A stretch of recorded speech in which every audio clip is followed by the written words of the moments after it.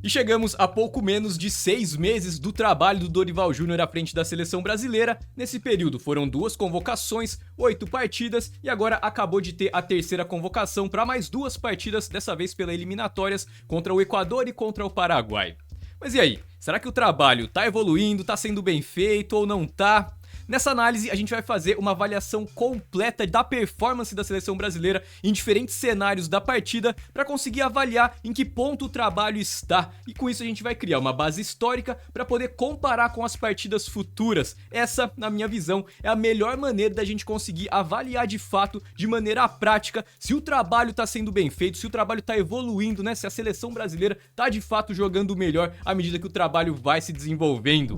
Bom, só recapitulando aqui, já filtrei todas as análises que eu fiz da seleção brasileira do Dorival Júnior, na verdade são todos os jogos. O primeiro jogo foi contra a Inglaterra 0, Brasil 1. O segundo jogo, Espanha 3, Brasil 3. Depois México 2, Brasil 3, a gente teve o empate contra os Estados Unidos, 1-1, depois Brasil 0, Costa Rica 0, 4-1 em cima do Paraguai, aquela vitória que acabou iludindo muita gente, depois o empate contra a Colômbia, uma das piores partidas da seleção brasileira, e depois a eliminação nas quartas de final da Copa América nos pênaltis, mas o jogo de fato acabou 0-0 aí, Uruguai e Brasil. E basicamente o que a gente vai fazer aqui, ó, já tô com todas as partidas abertas, ó, eu fiz a análise lá no Game Vision de todos os jogos, marquei todos os eventos, então todas as saídas de bola, todos os contra-ataques, todos os ataques posicionais, a gente tem tudo detalhado aqui para conseguir destrinchar e avaliar então a performance da seleção brasileira em todas as partidas que foram feitas aí com o Dorival Júnior. Agora, para facilitar a nossa interpretação, eu criei alguns gráficos aqui adicionais para quantificar e comparar a performance dentro de cada cenário em diferentes partidas. Então, esse gráfico aqui que você tá vendo na tela é o gráfico de saídas de bola do Brasil. Então, a barrinha vermelha mais escura são as posses de bola que o time perdeu sem nível de exposição alto, aquelas posses de bola, por exemplo, onde a marcação-pressão do adversário encaixa e o time é forçado a dar o chutão, perde a bola lá no campo de ataque, mas de qualquer maneira não consegue fazer a saída de bola funcionar, não avança em campo e não cria nenhuma jogada de ataque ao bloco avançado. Essa parte aqui vermelho mais claro, que tem em algumas partidas, como é o caso aqui da Espanha, o caso da Colômbia, são posses de bola onde o time perdeu exposto, perdeu com o nível de exposição mais alto, perdeu mais lá atrás, ainda muito aberto em campo, e a grande diferença é que isso acaba oferecendo a possibilidade de contra-ataque para o seu adversário, então acaba sendo uma posse de bola mais perigosa ali de ser perdida. Esse azul mais escuro é quando o time avança, mas o adversário consegue se recompor e aí vira uma situação de ataque ao bloco recuado, né, o ataque posicional. E a parte azul mais clara são as vezes em que o time conseguiu avançar em campo e ainda conseguiu finalizar com o seu adversário ainda aberto em campo. E como você pode perceber claramente por essa imagem, o Brasil tem um sério problema em sua saída de bola, e isso não acontece em apenas alguns jogos, isso é um problema crônico da seleção brasileira. Praticamente todos os adversários que avançam o bloco de marcação para tentar marcar a saída de bola do Brasil conseguem levar sucesso, independentemente se é a Inglaterra, que é essa primeira barrinha, olha só, a Espanha foi o time que mais recuperou posse de bola do Brasil fazendo a marcação-pressão, pode ser até o México, lembrando que o jogo contra o México, o time do Brasil foi o time reserva, contra os Estados Unidos e Costa Rica e até mesmo contra o Paraguai, foram 3 equipes que não subiam o bloco de marcação o tempo inteiro, foram raras as vezes em que esses times subiam o bloco de marcação para sufocar a saída de bola do Brasil, mas como você pode perceber, até mesmo contra os Estados Unidos, das poucas vezes que o time subiu o bloco de marcação, conseguiu dificultar essa criação desde lá de trás do Brasil. Até mesmo o Paraguai, o único time que foi mais inofensivo nessa marcação-pressão, de fato acabou sendo aqui a Costa Rica. Mas olha lá, Colômbia, Uruguai, de fato esse é um grande problema do Brasil, é o primeiro ponto de alerta e por isso que eu queria trazer já logo para abrir esse vídeo aqui, o problema que o Brasil tem na sua saída de bola. Só para ilustrar então um pouco desse cenário, eu peguei aqui a partida contra a Inglaterra, uma partida onde o Brasil sofreu bastante ali na sua saída de bola.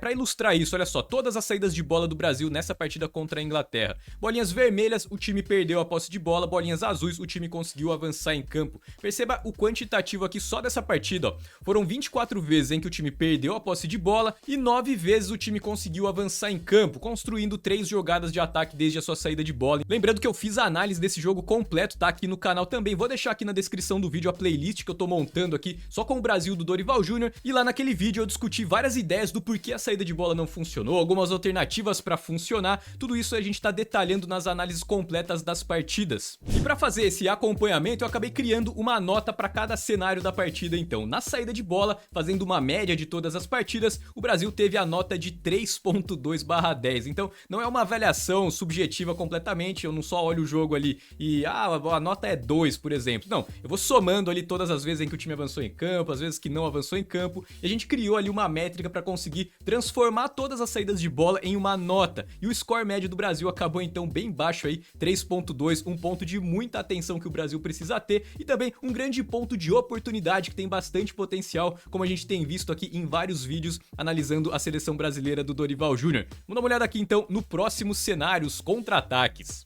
Eu fiz basicamente a mesma coisa, mas a métrica dos contra-ataques é um pouco mais complexa porque existem vários desdobramentos possíveis. Então, nesse gráfico aqui eu coloquei a informação mais objetiva possível, as notas que o Brasil teve em contra-ataques dentro de cada partida. Olha só, a nota do Brasil em contra-ataques é relativamente alta, com exceção das duas últimas partidas lá contra a Colômbia e contra o Uruguai. Então dá uma olhada aqui, ó. Contra a Inglaterra, o Brasil obteve uma nota altíssima, 7.38, foi muito bem ali nos contra-ataques. A gente também viu o porquê disso lá na análise que a gente fez dessa partida. Contra a Espanha, a nota não foi tão baixa, mas não foi tão alta também, 5.57. Contra o México, foi relativamente alta, em especial ali naqueles contra-ataques, pressionando a saída de bola do México, já fazendo o México forçar o chutão ou acabar cometendo algum erro atrás, mas a maior nota de contra-ataques do Brasil foi contra os Estados Unidos, 8.14, também se beneficiando bastante desse cenário de marcação-pressão, bloco alto, mas a gente já vai falar um pouquinho melhor sobre a marcação-pressão do Brasil. Contra a Costa Rica teve um cenário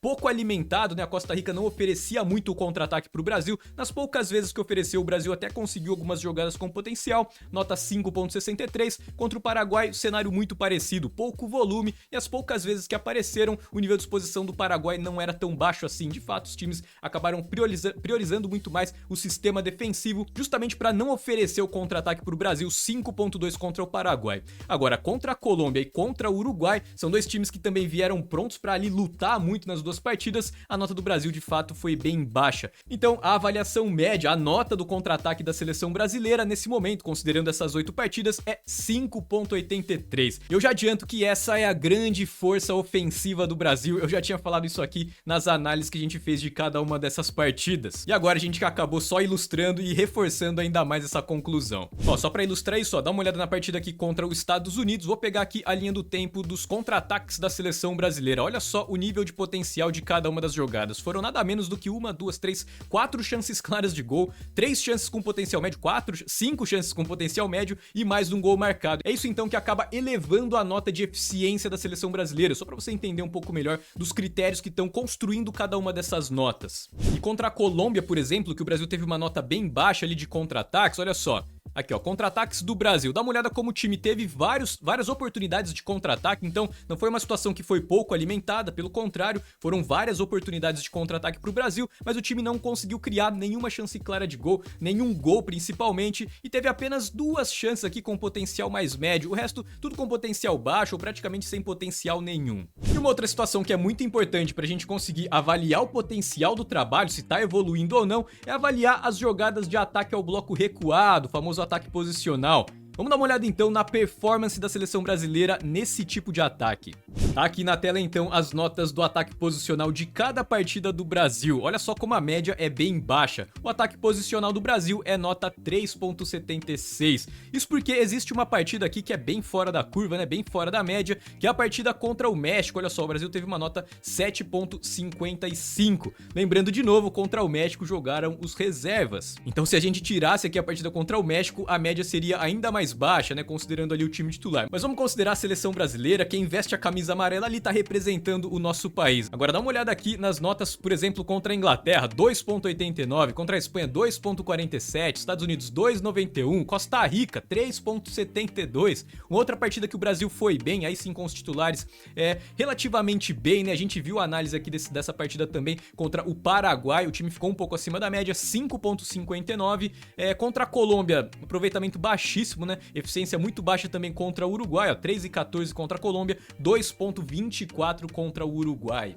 Ó, pegando aqui então a partida contra o Uruguai, vamos olhar aqui os ataques posicionais do Brasil. Olha só essa linha do tempo, ataque posicional do Brasil. Bolinhas azuis são aquelas jogadas onde o time sequer arriscou uma jogada de ataque ao bloco recuado. Ficou circulando ali até perder a bola ou acabar cometendo algum erro, uma inversão errada, por exemplo.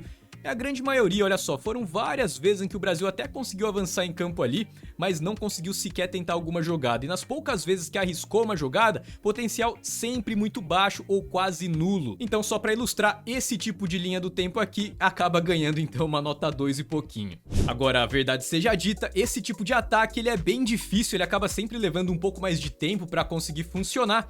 Nem sempre, mas acaba levando de uma maneira geral. Agora, com a posse de bola, de fato, o Brasil acaba tendo uma média, então, nota 4, né? Fazendo uma média aí desses 3 tipos de ataque que a gente acabou de ver até aqui nessa análise. Agora, sem a posse de bola, a seleção acaba tendo uma performance um pouco melhor. Se defendendo, então, as coisas acabam sendo um pouco mais positivas aí nesse momento da seleção. Vamos dar uma olhada, então, o que acontece, o nível de performance, então, da equipe e a eficiência fazendo a marcação-pressão, tentando sufocar a saída de bola do seu adversário. Na tela então aqui as notas da seleção brasileira fazendo a marcação-pressão: 4.38 contra a Inglaterra, 3.16 contra a Espanha, 6.36 contra o México, marcação-pressão já funcionando aqui melhor, 5 contra os Estados Unidos, aí já começa a ficar um pouco mais complicado, 8.85 contra a Costa Rica, matamos a saída de bola ali da Costa Rica.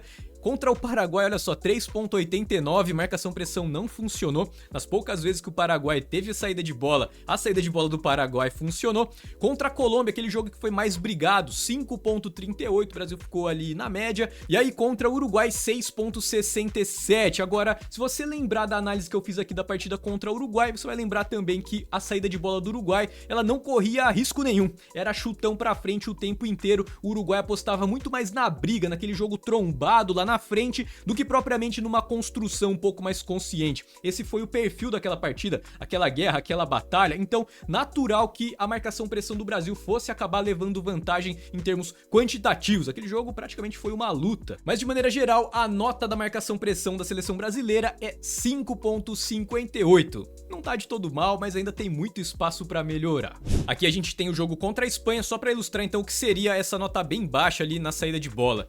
Na marcação-pressão que o Brasil tentou fazer na saída de bola da Espanha. E aqui a gente vai ver o quantitativo e isso fica ainda mais evidente, ó. Praticamente 65% das vezes a Espanha conseguiu avançar em campo e praticamente aí 30% então das vezes o Brasil recuperou. Por isso que essa nota vai ficar perto então ali de 3. Agora um ponto que vale a pena a gente reforçar é que a saída de bola de fato, né, esse duelo contra a marcação-pressão, depende muito da qualidade técnica do adversário. Por isso que essa média acaba oscilando bastante, ou melhor, os valores acabam oscilando bastante e a média fica distante dos valores. Então você vai ter lá uma nota 3 contra a Espanha e uma nota 8 contra a Costa Rica, por exemplo. Mas de qualquer maneira, essa é uma excelente maneira da gente conseguir comparar como é a eficiência do Brasil fazendo essa marcação-pressão contra diferentes adversários. Na tela, então, as notas do Brasil se defendendo dos contra-ataques dos adversários. Olha aí, Espanha e Colômbia de novo acabaram punindo bastante o Brasil nesse cenário. Mas de maneira geral, a gente tem uma média relativamente alta. Claro que se a gente pegar aqui as notas maiores, a gente vai ver que foram adversários que tiveram ou um estilo de jogo que não favorecia os contra-ataques, né? O caso do Uruguai, que foi aquele jogo mais brigado, o caso da Inglaterra, que era um time que avançava de forma mais controlada e tinha muita posse de bola no campo de ataque, acabou usando pouco ali os contra-ataques, né? Não foi tão alimentado assim. E aqui no meio a gente tem times que têm um nível técnico um pouco mais baixo. Mas qual que é o ponto muito positivo aqui do Brasil se defendendo dos contra-ataques do seu adversário? A recomposição do Brasil tem se mostrado muito eficiente, muito rápida e o perde-pressiona aparentemente encaixado, ou melhor, relativamente encaixado em algumas partidas.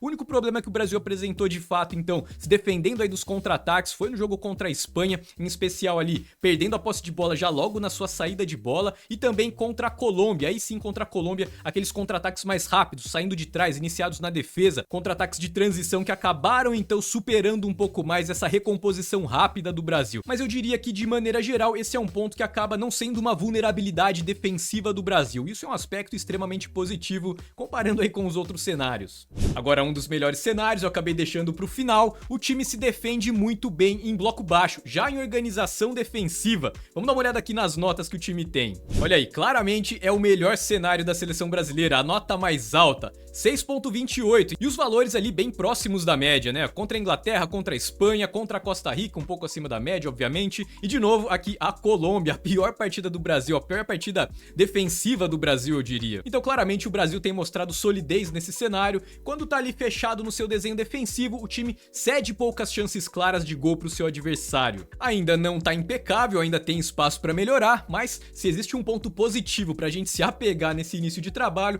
é justamente o time ali se defendendo em linha baixa. Agora, a verdade seja dita também, esse é o cenário menos desafiador. De maneira geral, a grande maioria das equipes, independentemente do tempo de trabalho, vão ter uma nota relativamente elevada nesse cenário se a gente avaliar então a média de partidas. Eu diria que hoje a seleção brasileira é uma equipe que tem nota 4 no ataque e nota 6 na defesa. Se a gente fizer a média dos cenários de ataque e a média dos cenários de defesa, a gente vai chegar em valores ali próximos. Então, a nota geral da seleção brasileira nesse início de trabalho do Dorival Júnior é nota 5. Mas claramente você vê aqui qual é o grande ponto negativo do trabalho. A saída de bola de fato tem a menor nota, o contra-ataque aqui é a maior força ofensiva, ataque posicional também tem uma nota bem baixa aqui, abaixo de 4. E sem a bola, marcação-pressão, nota perto de 6, defendendo os contra-ataques também perto de 6, defesa em bloco baixo também perto de 6. Então, defensivamente o time mostra até uma certa consistência, um pouco acima da média, mas com bastante espaço ainda para melhorar. Agora, existe um outro ponto que é muito importante a gente avaliar, que são as bolas paradas, ou melhor, os diferentes tipos de bolas paradas. Bola parada ofensiva, bola parada defensiva, defendendo escanteio, atacando escanteio,